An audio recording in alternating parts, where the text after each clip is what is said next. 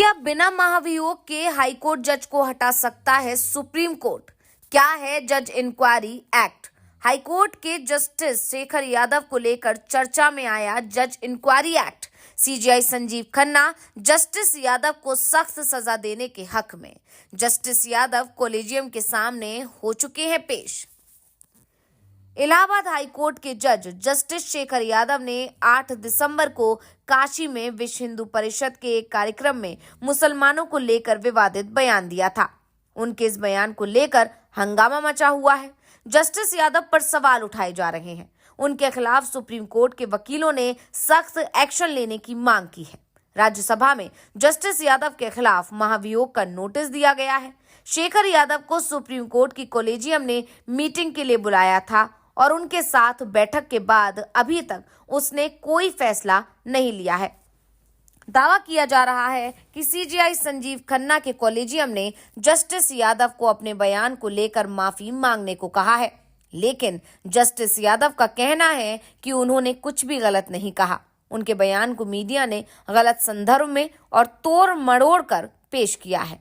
इसके बाद ये माना जा रहा है कि सीजीआई संजीव खन्ना इस मामले को लेकर बेहद गंभीर है और जस्टिस यादव के खिलाफ कोई ना कोई कार्रवाई उनकी तरफ से तय मानी जा रही है। इसमें माफी मांगने से लेकर उनके खिलाफ कोर्ट इंक्वायरी शुरू करने के तमाम विकल्प हैं। सीजीआई ने कल फुल कोर्ट के सामने भी इस मामले को रखा था और वो इस मामले को लेकर कितना गंभीर है इसका भी अपने तरीके से संकेत दिया था। ऐसे में जजेस इंक्वायरी एक्ट भी अचानक चर्चा में आ गया है। तो क्या होता है जज इंक्वायरी एक्ट और क्यों बिना महाभियोग के इस कानून के जरिए हाई कोर्ट या सुप्रीम कोर्ट के जज को हटाया जा सकता है? आज हम इसी एक्ट को लेकर इस वीडियो में करेंगे चर्चा, तो वीडियो को आखिर तक जरूर देखें। बीएचपी के कार्यक्रम में विवादित बयान देने वाले जस्टिस यादव पर वैसे तो महाभियोग का नोटिस दिया जा चुका है। हाईकोर्ट और सुप्रीम कोर्ट के जजों को हटाने के लिए महाभियोग की प्रक्रिया ही तय की गई है, लेकिन जस्टिस यादव के मामले में अब कई विकल्पों की बातें हो रही हैं।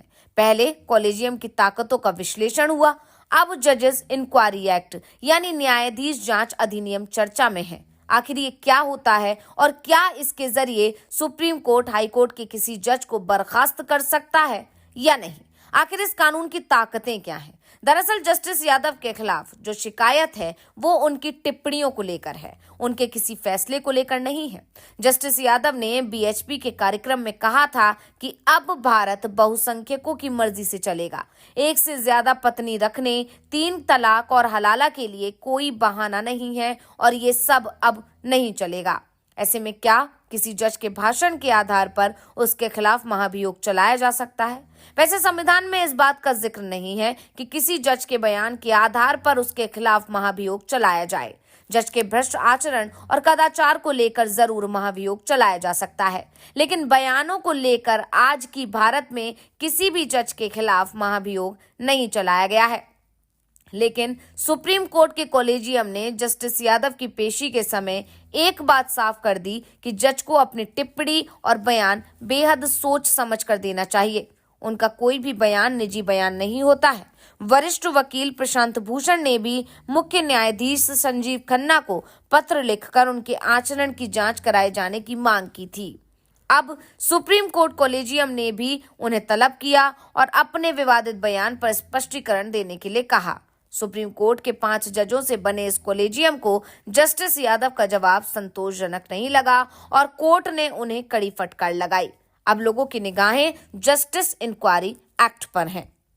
अब हम आपको जज इंजरी एक्ट के बारे में बताते हैं। 1968 में न्यायाधीश जांच अधिनियम उस प्रक्रिया को निर्धारित करता है जो किसी हाई कोर्ट या सुप्रीम कोर्ट के जज के दुर्व्यवहार या अक्षमता की जांच और उसे सिद्ध करने के लिए की जाती है। इसे संसद में चल रही महाभियोग की प्रक्रिया के दौरान उपयोग में लाया जाता है, जिससे संसद राष्ट्रपति को अंतिम निर्णय के बारे में राय दे सके। इसके लिए एक 3 सदस्यीय कमेटी गठित की जाती है। ये कमेटी लोकसभा अध्यक्ष या राज्यसभा के सभापति यानी उपराष्ट्रपति की तरफ से गठित की जाती है। दोनों में से कौन कमेटी बनाएगा ये इस पर निर्भर करता है कि महाभियोग का नोटिस लोकसभा में आया है या राज्यसभा में। जस्टिस यादव के मामले में महाभियोग का नोटिस राज्यसभा में पेश किया गया है, इसलिए राज्यसभा के सभापति ये कमेटी बना सकते हैं। इस कमेटी में एक सुप्रीम कोर्ट का जज, दूसरा हाई कोर्ट का जज होता है। इसका तीसरा सदस्य वो शख्स होता है जिसे भारतीय सुप्रीम कोर्ट के मुख्य न्यायाधीश नामित करते हैं। कमेटी का काम आरोपों की जांच करना होता है जिनके आधार पर महाभियोग चलाया गया है। इसके बाद ये कमेटी रिपोर्ट तैयार करती है जिसके नियम भी विस्तार से उसी अधिनियम में बताए गए हैं। इसके लिए वो किसी को भी तलब कर सकती है और किसी भी प्रकार के सबूत को हासिल कर सकती है। रिपोर्ट बनाने के बाद वो रिपोर्ट को उस व्यक्ति को सौंपती है जिसने समिति बनाई थी। उसके बाद रिपोर्ट को सदन में पेश किया जाता है और अगर कमेटी मानती है कि जज के खिलाफ महाभियोग चलाया जा सकता है तो महाभियोग की प्रक्रिया शुरू हो जाती है। और अगर कमेटी मानती है कि जज में महाभियोग नहीं चलाया जाना चाहिए तो महाभियोग की प्रक्रिया को रद्द कर दिया जाता है।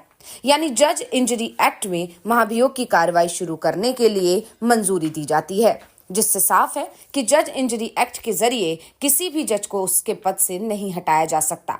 ये काम महाभियोग का ही है और ये कानून केवल उसकी प्रक्रिया को सुनिश्चित करने के लिए संसद की मदद करने के मकसद से ही बनाया गया है। लेकिन इसका अर्थ ये नहीं है कि इस कानून की या इसे कानून से बनी समिति असरदार नहीं है। कानून के तहत बनी कमेटी, जिसमें सुप्रीम कोर्ट का एक जज और मुख्य न्यायाधीश का अनुशंसित एक सदस्य होता है, रिपोर्ट देता है, लेकिन ये रिपोर्ट बाध्यकारी नहीं है। अगर रिपोर्ट में जज को निर्दोष ठहराया गया है तो सदन भी आगे कार्रवाई नहीं करता है, पर अगर जज को दोषी माना गया है तो सदन में महाभियोग की आगे की प्रक्रिया शुरू हो जाती है। इस तरह से साफ है कि कमेटी किसी जज को बचा तो सकती है लेकिन उसे दोषी मानने पर भी सजा नहीं दे सकती है, यानी बर्खास्त नहीं कर सकता। साफ है, ऐसे में सुप्रीम कोर्ट की भूमिका नहीं रहती है। वैसे एक बात जरूर कही जा रही है कि जस्टिस शेखर यादव को सुप्रीम कोर्ट की तरफ से कोई ना कोई सजा जरूर दी जा सकती है। सुप्रीम कोर्ट के निर्देश पर इलाहाबाद हाई कोर्ट में उनकी बेंच पहले ही बदली जा चुकी है और अब कहा जा रहा है कि सुप्रीम कोर्ट जस्टिस यादव को न्यायिक कार्य से अलग कर सकता है। यानी जस्टिस यादव को हाई कोर्ट के जज के रूप में मिलने वाली सभी सुविधाएं तो मिलेंगी, लेकिन वो किसी भी मामले की सुनवाई नहीं कर सकेंगे। इसके अलावा उनके दूसरे हाई कोर्ट में ट्रांसफर के विकल्प पर भी बात की जा रही है। यानी सीजेआई संजीव खन्ना के पास विकल्पों की कमी नहीं है। लेकिन एक बात साफ है कि जस्टिस यादव को सीजेआई के आदेश पर बर्खास्त नहीं किया जा सकता। इसके लिए तो संसद ही एकमात्र विकल्प है। फिलहाल सुप्रीम कोर्ट जस्टिस यादव के खिलाफ क्या कार्रवाई करता है, इसी पर सभी की नजरें टिकी हुई हैं। तो ये रिपोर्ट आपको कैसी लगी, हमें कमेंट करके अपनी राय जरूर दीजिएगा। इसी के साथ वीडियो को लाइक करें, वीडियो को शेयर करें और चैनल को सब्सक्राइब करना ना भूलें। तो आपको हमारा ये वीडियो कैसा लगा, हमें कमेंट करके अपनी राय जरूर दीजिएगा। अगर आप ये वीडियो फेसबुक पर देख रहे हैं तो हमारे पेज को लाइक करें और अगर आप ये वीडियो यूट्यूब पर देख रहे हैं तो हमारे चैनल को सब्सक्राइब करना ना भूलें और देखते रहिए द धाकड़ न्यूज और बेल आइकन दबाना ना भूलें।